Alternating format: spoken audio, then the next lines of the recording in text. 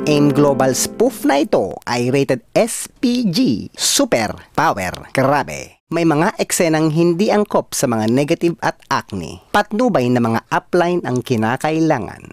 The person you dialed is under repair. Thank you. This is a recording.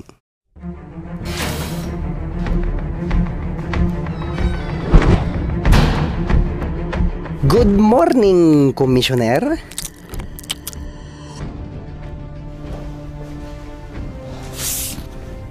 Upline, may papakausap ako sa'yo.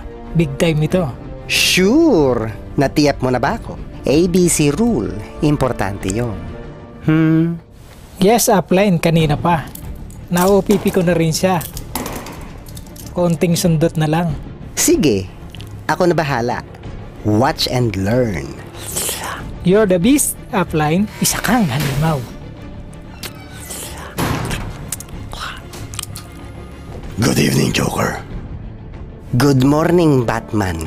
Tanong ko lang, may pangarap ka ba? Oo naman. Alam mo, Batman, sa hirap ng buhay ngayon, kailangan natin ng extra income. Hindi sapat yung night job mo bilang The Dark Knight para makuha ang needs and wants mo. At syempre, magre-retire ka din sooner or later. Hindi ka naman Batman forever. So, paano na? May point ka. Kaya nga dapat mag-join ka na sa AIM Global. Tutulungan kita. Ha? Ikaw? Eh di mabaliw ka?